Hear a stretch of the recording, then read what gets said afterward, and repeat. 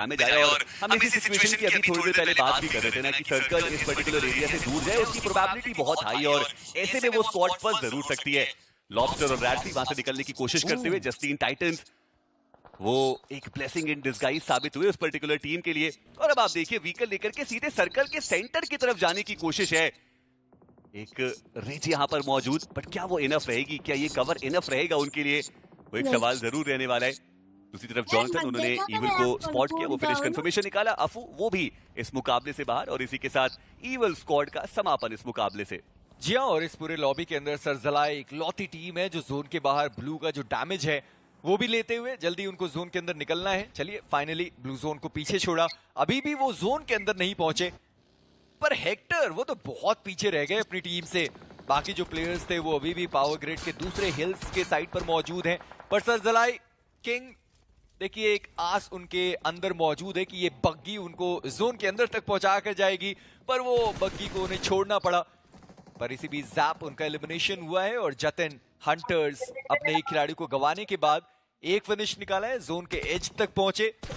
पर शिराज सेना उनका एलिमिनेशन हुआ। जॉनथन एक ग्रेनेड जहां पर जसलीन वो डाउन, और अब बचे हैं 2 प्लेयर्स उनके। एक और फॉलोअप ग्रेनेड वहां पर गया और जसलीन को फिनिश किया गया, और एक और ग्रेनेड वही जो गया था जिसने जसलीन को फिनिश करा, वहां पे एक और नॉक निकाला गया। ध्रुवोजी एक ओपनिंग उन्होंने क्रिएट की है फिनिक्स के अगेंस्ट, बट ज्यादा देर तक ये स्क्वाड यहाँ पे सरवाइव कर नहीं पाए। और हमने ये तो पहले भी देखा है ना कि क्रेजी क्रेटोस वो अलग ही फॉर्म में देखने को मिल रहे हैं। 8 फिनिशेस निकाल चुकी है टीम, 54 का आंकड़ा इन्होंने छू दिया, और मुश्किल अब ये बाकी की लॉबी के लिए कि वो उनको छू भी पाए, क्योंकि दूसरे और तीसरे पायदान की टीम का वैसे भी समापन हो चुका है। क्रेटोस वो एक क्रूशियल रिवाइव एग्जीक्यूट करते हुए, और अच्छी खबर ये भी है कि वो सर्कल के अंदर पहुंच चुके हैं। फ्लेक्स जॉर्ड का जो समापन है वो हो चुका है, मॉर्टी वो अभी भी डाउन, और इसी के साथ जसलीन की जो स्क्वाड है वो इस मुकाबले से बाहर होती हुई। यहाँ वहां पर मल्टीपल नॉक्स निकाले गए थे जॉनथन के द्वारा, और जो फ्रैग्स थे वो भी कंफर्म हुआ, और इस मैच में हाइड्रोजन उन्होंने 9 फिनिशेस निकाले, आंकड़ा 16 तक पहुंच गया। यानी कि एक बड़ा मुकाबला आपको सीधा टॉप 8 के अंदर लेकर जाने वाला है। पर जतिन हंटर्स बचे हुए 2 खिलाड़ी, पेनिस लाइव एंड सर्वर, दोनों की एचपी बहुत कम हुई। पेनिस लाइव सही समय पर उन्होंने फोर्सेड अप्लाई किया, सर्वर उनको मौका ही नहीं मिला, और जो ग्रेनेड है वो भी आगे की साइड पर जाने वाला है। मोस्ट वांटेड का वो ग्रेनेड जहां पर सर्वर डाउन है। पेनिस लाइव एक बफर से अपने आप को हील करना है, पर क्रिस उनका ये ग्रेनेड आगे की साइड पर आया, पेनिस लाइव बच गया वो प्लेयर। पर जॉनथन थोड़ी देर पहले एक प्लेयर को ग्रेनेड से उन्होंने डाउन किया था, वापस वो आगे बढ़े, दूसरे प्लेयर को डाउन कर दिया। जॉनथन ये 6ठा फ्रैग जो वो अपने लिए निकालने वाले, और जतिन हंटर्स उनका एलिमिनेशन हुआ इस मैच से। और क्रेजी क्रेटोस के क्रेटोस वो अकेले खिलाड़ी यहाँ पर बचे हुए, ज्यादा देर तक वो सरवाइव कर नहीं पाएंगे, और क्या बढ़िया कमबैक यहाँ पे हाइड्रोजन ने करके दिखाया है।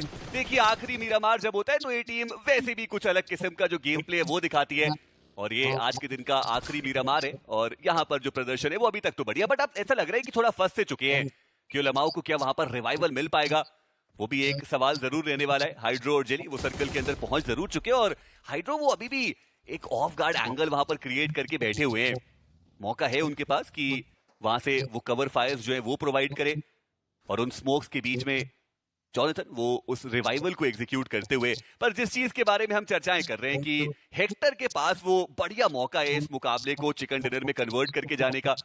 3 प्लेयर्स भी उनके सरवाइव कर रहे हैं, और वॉरियर मेंटालिटी अभी तक तो उनके द्वारा दिखाई गई है। चलिए जो जोन के अंदर पहुंचे वहां पे उन्होंने साइडलाइंस पे पूरी जो इंटेल है वो अपनी टीम के लिए कलेक्ट करी, बढ़िया तरीके से वो रिवाइवल एग्जीक्यूट हुआ, और हाइड्रो अब वो है जो मोस्ट वांटेड के बहुत करीब जाते हुए नजर आए। जॉनथन वो भी सर्कल के अंदर पहुंच गए, और मोस्ट वांटेड की स्क्वाड उनको थोड़ा रिट्रीट करना पड़ा, जोन को उन्होंने प्रायोरिटाइज करा, और मेरे ख्याल से वो एक बेहतर स्ट्रैटेजी भी। जी हाँ, पर जॉनथन उनको पता है कि डिप के अंदर वो प्लेयर्स हैं, थोड़ी देर पहले ही तो वहां पर आए थे, और अब ग्रेनेड से स्वागत करने के लिए तैयार। जॉनथन के पास अभी भी 6 और ग्रेनेड्स बचे रहेंगे, एक ग्रेनेड आगे दाग गए, लॉबस्टर वो डाउन हो गए, 5 और ग्रेनेड जो जॉनथन के पास यहाँ पर मौजूद है। रैल्फी एचपी थोड़ी कम हुई है, जेली वो भी यहाँ पर आ चुके हैं, पर जेली उनके ऊपर क्रिस का वहां पर शॉट आता हुआ, जेली का वो ग्रेनेड यहाँ पर लॉबस्टर भी डाउन हो गए, और इसी के साथ नूपरी की स्क्वाड वो भी इस मुकाबले से बाहर। पर जॉनथन उनके खाते में ये 7वां फ्रैग, और टोटल 14 जो अब हो चुके हैं हाइड्रोजन के पास। काफी उम्दा अभी तक का वो पूरा परफॉर्मेंस जाता हुआ। मोस्ट वांटेड अभी भी अपने चारों प्लेयर्स के साथ मौजूद, और वांटेड वो खुद हैं जिन्होंने 3 फिनिशेस अपनी टीम के लिए निकाले। वहीं दूसरी तरफ जिस टीम के बारे में हम अभी तक चर्चाएं कर रहे थे, हेक्टर वॉरियर्स, अब उनकी बारी है फाइट लेने की।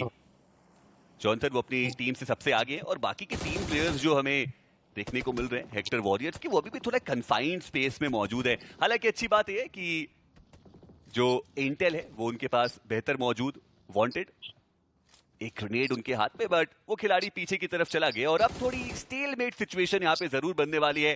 काफी कुछ डिपेंड करेगा अब अगले जोन शिफ्ट पे।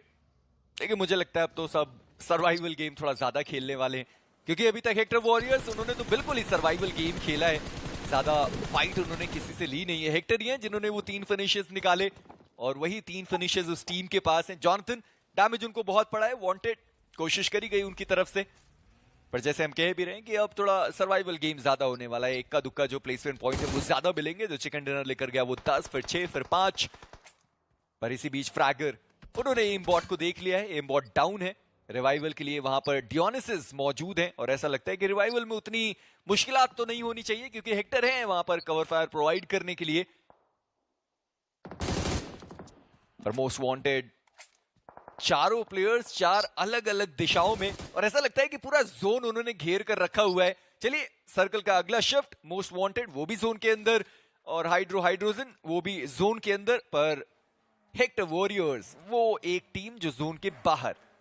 और यहां से जोन के अंदर पहुंच पाना सच में काफी ज्यादा चैलेंजिंग रहेगा क्योंकि जो पोजीशनिंग है हेक्टर वॉरियर्स की उससे परिचित है बाकी की बची हुई दोनों ही टीम्स। अभी ही हमने देखा था कि वहां पर कुछ शॉट्स जो है वो मोस्ट वांटेड के स्क्वाड के द्वारा दागे गए थे और एम बॉट को डाउन किया गया था। अब देखना ये कि स्मोक्स की मात्रा कितनी बची है इस टीम के पास। चलिए एम बॉट उनके पास मात्र 1 है, डायोनिसिस उनके पास तो एक भी स्मोक देखने को नहीं मिल रहा है।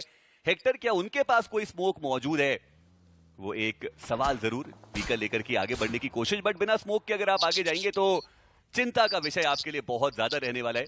चलिए हेक्टर एक स्मोक उनके हाथ में तो हमें देखने को मिल रहा है, बट फिर भी बहुत ओपन ही एरिया और ऐसे में लग तो रहा है कि हेक्टर वॉरियर्स का जो सफर है इस मुकाबले में वो यहाँ पे समाप्ति की तरफ बढ़ रहा है। मैं तो बस देखना चाहूंगा कि थर्ड पार्टी करने के लिए क्या हाइड्रोजन वो आगे बढ़ने वाले हैं या फिर इंतजार करेंगे, क्योंकि जोन का एडवांटेज है उनके पास और बढ़िया जो डेप्थ है वो भी उनके पास मौजूद है। पर एक रिस्क तो लेना है हेक्टर वॉरियर्स को। हेक्टर ही है जो सबसे आगे बढ़े, जोन के एजेस तक भी वो प्लेयर पहुंचा नहीं पर डैमेज उनको बहुत ज्यादा पड़ गया। हालांकि अभी भी एक और गाड़ी है जिसका यूज करके वो जोन के अंदर जाने की कोशिश करने वाले हैं।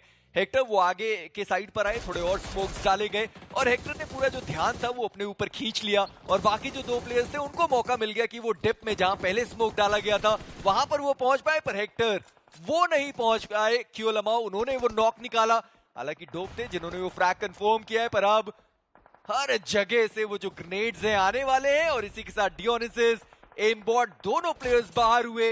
हाइड्रो को वो दोनों फ्रैग्स मिल गए और अब एक प्रॉपर 4v4 की ये बैटल हमें देखने को मिलने वाली है। 16 फिनिशेस आ चुके हैं हाइड्रोजन के पास और सवाल सिर्फ इतना है कि क्या ये पहला 30 बॉम्बर हमें देखने को मिलने वाला है राइजिंग स्टार इन्विटेशनल का।